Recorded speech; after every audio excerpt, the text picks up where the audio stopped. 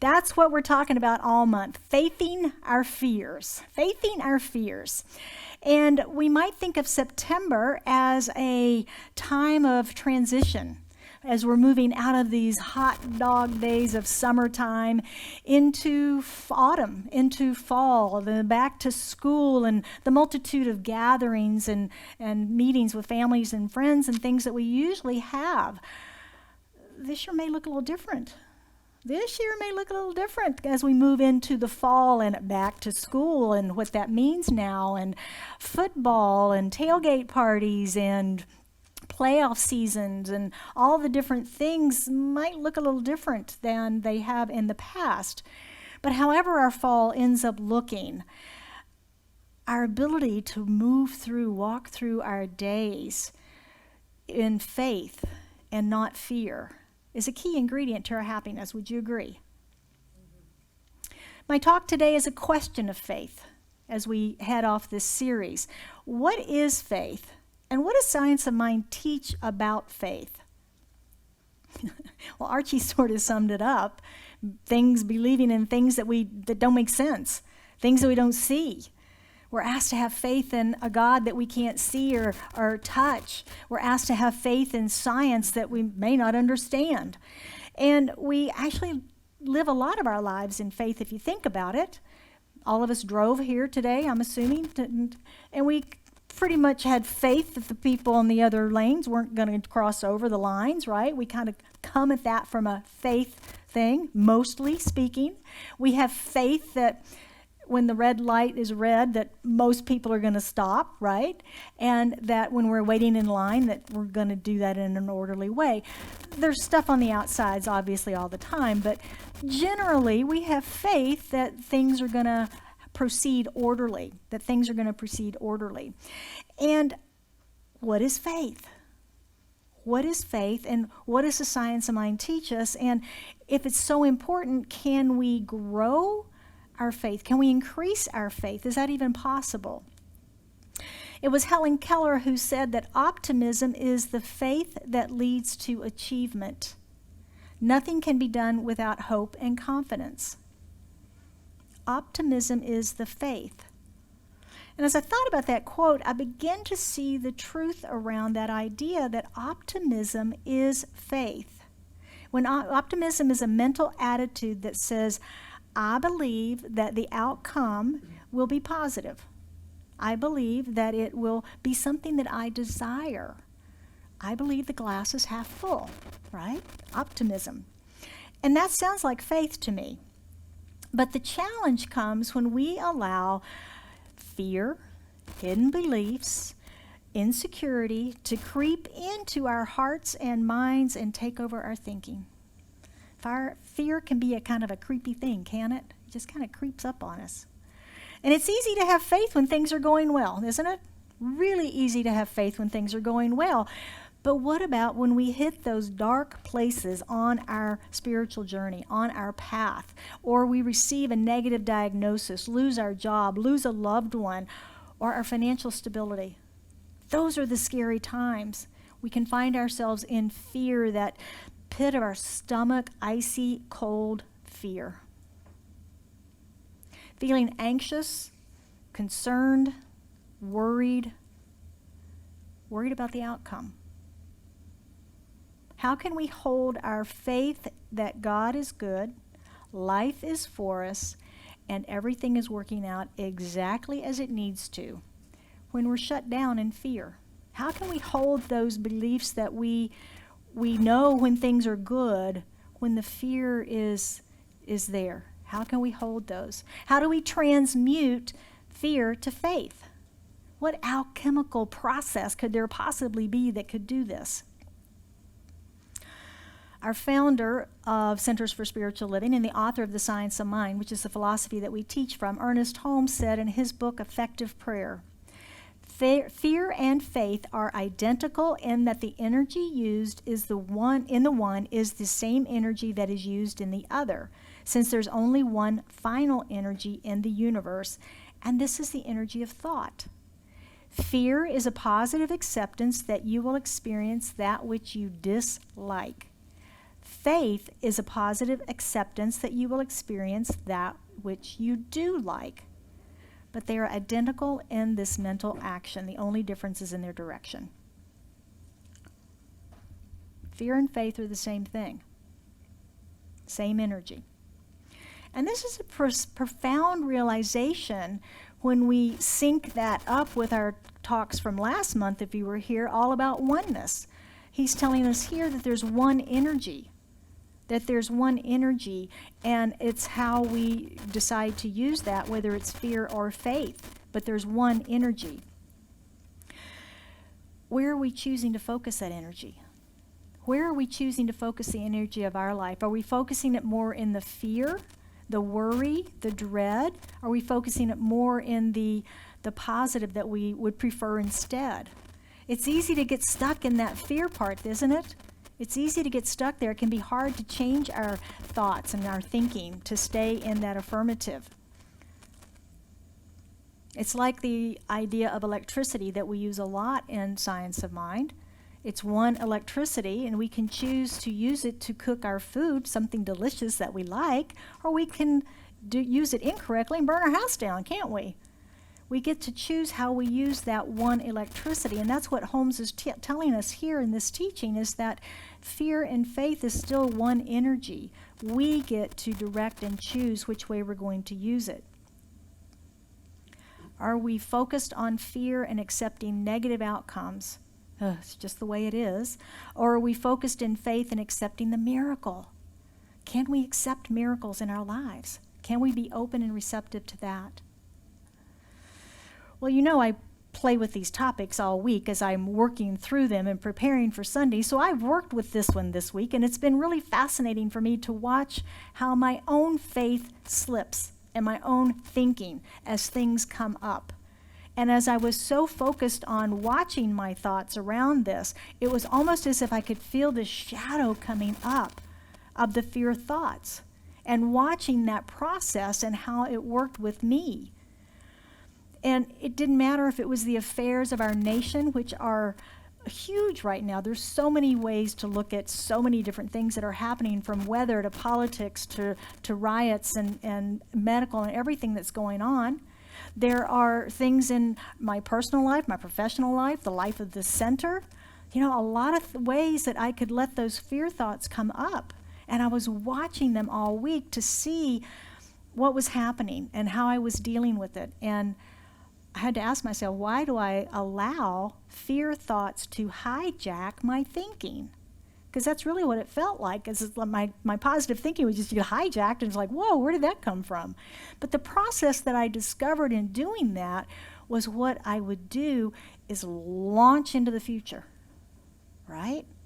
I would launch into the future and all the horrible things that I could imagine on that. We have a beautiful mind. Remember that movie, A Beautiful Mind? We have a beautiful mind. We have powerful imaginations. We're great story maker-uppers, aren't we? We are great story maker-uppers. But it seems like when something unexpected or unwelcome happens and we enter this dark night of the soul, we get a negative diagnosis, or we lose a job or a loved one, or that financial stability gets a little wonky. Even though in that moment of hearing that, we're fine, even though in that moment we're fine, our mind goes into that future, into that overdrive, what if thinking. It's like we open up Pandora's box and say, oh, what can I pull out of here that I can be prepared for my future, right? What can I pull out of this box? And if you remember, Pandora's box was all the negative things that were unleashed on society. We think that we'll be prepared for then if we think about it, if we plan about it, if we make up all the bad stories and scenarios. We think then when they happen, we'll be prepared, won't we? I'll be ready. I'll be ready if I think about them. But we're only making ourselves and maybe folks around us miserable by doing that, aren't we? In our June book of the month, Feel the Fear and Do It Anyway. Those of you that read that with us, it was by Susan Jeffers. And she suggests that our biggest fear is really that we can't handle whatever life throws at us. And that was sort of my experience this past week in watching those fear thoughts, that worry and so forth come up within me, was that I wanted to be prepared for whatever the future was going to hand to me. And Susan made a very compelling argument in her book about this. And she invites us to consider, what is the fear around the diagnosis? I can't handle illness. What is the fear around taking a risk? The fear of making a mistake, the fear of looking foolish. I couldn't handle that. That'd be so embarrassing. The fear of losing a job or the money. I would become homeless and have to live on the street. I couldn't handle that. See how we project those what ifs? What ifs? But in each one of those, it's a made-up, make-believe story ending, isn't it? We don't know what's going to happen. We live in the field of infinite possibilities, for goodness sake. Why would we limit them to what we can think about in our biggest moments of fear? Why would we limit them? Holmes tells us in Science of Mind, when we use our creative imagination and strong faith, it will create for us out of the one substance whatever we have formed in thought. Now, if you're joining me for our mental equivalence class, we're going to learn more about that. That's on September 17th. Learn more about thought forming. Learn more about thought forming. So what if the diagnosis is not the big wicked thing we think it is, but what if it's something that actually saves our lives and makes us healthier? What if taking the risk pays off and you're uber successful because of it? What if losing your job and your money resulted in not homelessness, but in you living your heart's desire? Can you accept the miracle? Jeffers says all you have to do to diminish your fear is to develop more trust in your ability to handle whatever comes your way. Now, when I read that, what comes to my mind is the quote in Matthew, with God, all things are possible. And I'm a list maker extraordinaire.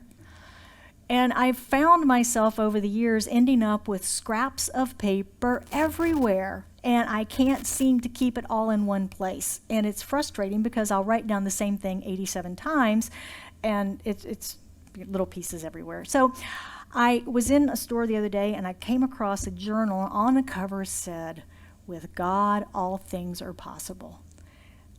I said, that's for me. That's for me. That's where all of my to-dos are going, because I know with God, all things are possible. Whatever I write down in this book, we're going to get it done. So I've got one place now that I'm keeping all of my notes and all of my lists, and knowing that I can handle whatever comes my way.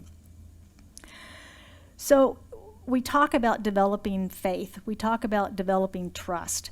How do we do that? How do we do that when we walk around in an apparently scary world? How do we do that? Holmes tells us that faith is a faculty of mind. Faith is a faculty of mind. It is an affirmative mental approach to reality. We build our faith from belief, acceptance, and trust.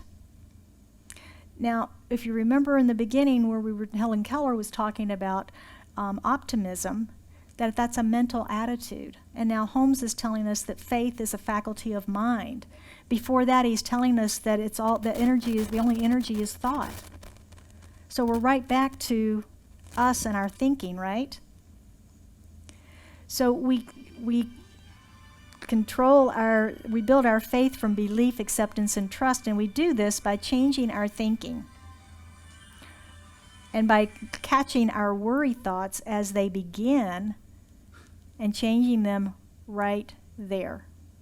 And that was what my practice was this week, that I realized that as I could feel those worry thoughts coming up, those fear thoughts coming up, my imagination beginning to go off in la-la land and create, that I had to catch it right there and make the changes right there. Sounds easy, but it's not. Everybody's going, no, it's not, and it's not. I know, it's challenging to tamp down those fears. It's really challenging to tamp down those fears. It's not part of our nature. But if we step back over into the teaching of the science of mind, one of the core tenets is what we focus on expands. Focus on what we want to experience, not turn away from the condition, right? We don't deny the condition. We just simply don't give it any energy. We turn away from it. We focus on what we would prefer, what we want to draw to us instead. So how do we do that when we've got fear gnawing on us? Well, I have a practice for us.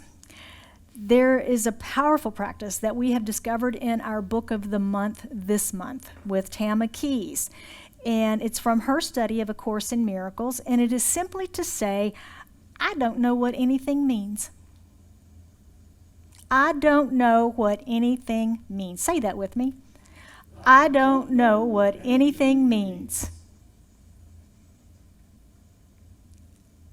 Now we want to know. We want to know because we have opinions and we want to interpret everything we see around us. And then we want to defend what we think, right? Then we want to defend it.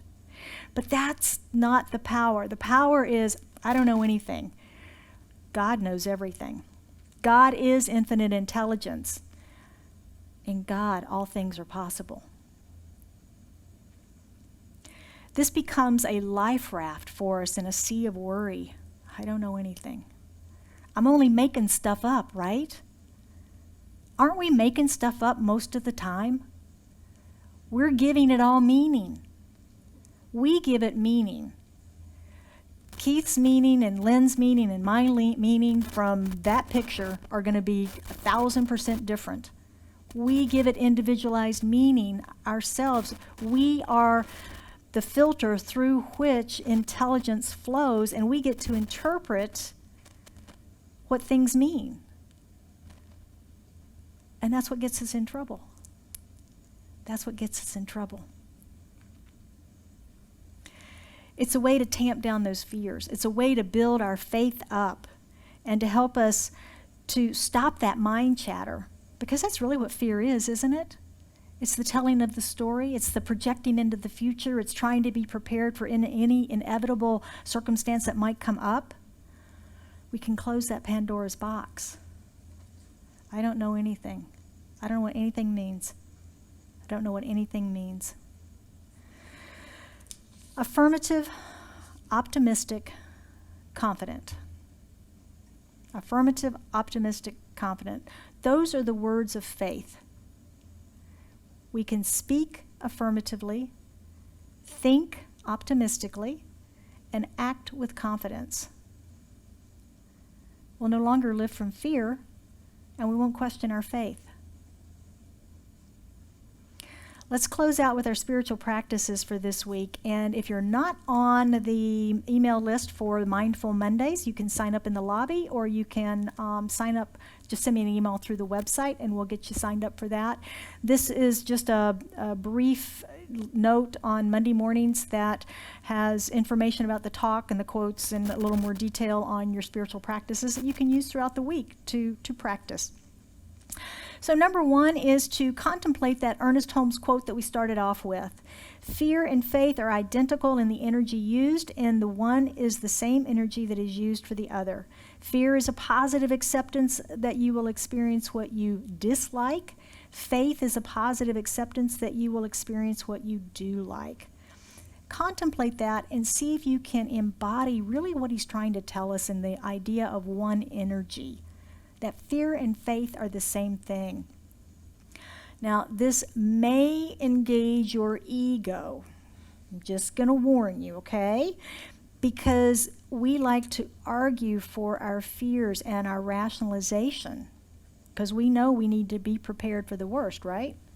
And our ego is going to argue with us about that a little bit, that we're being Pollyannish. But we just anchor in that truth that fear and faith are the same, and I'm going to focus on faith.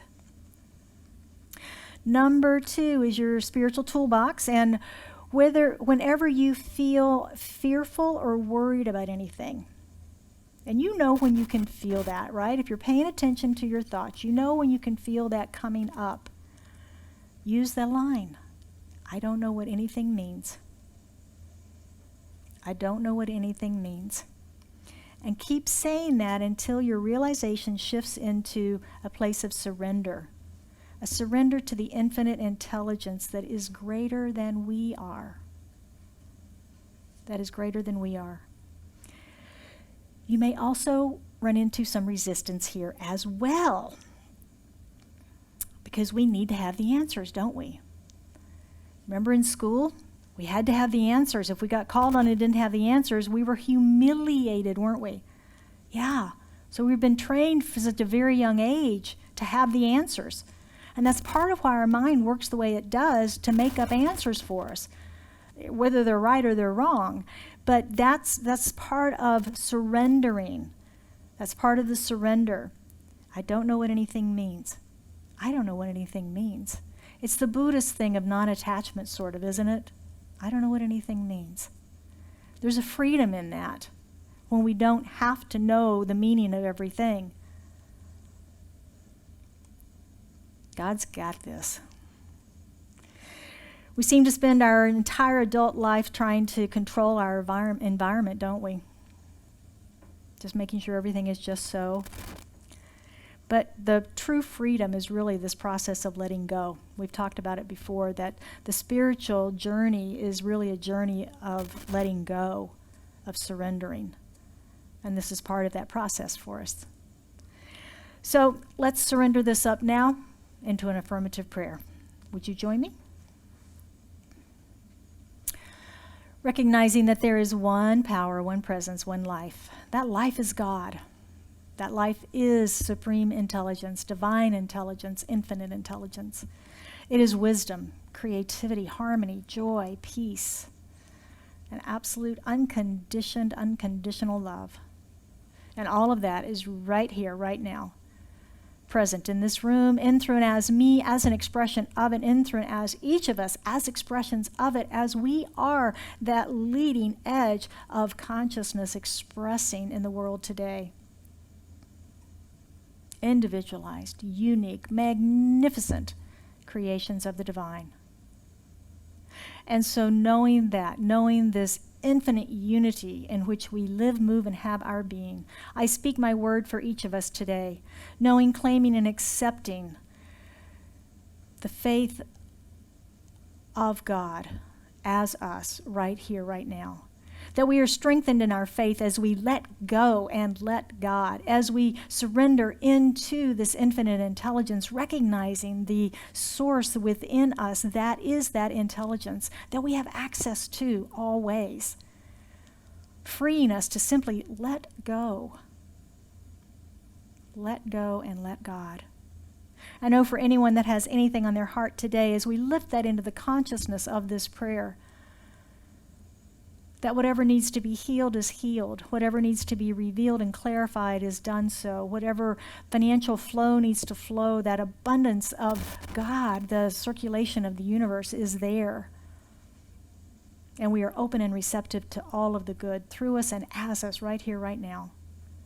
I bless all who are on the front lines of the fires and all of the natural things that are happening and all of the not so natural things that are happening. I just bless all that we are a place of love, that we hold the high holy watch on sacred ground for love and peace and harmony, and that we are that which it is.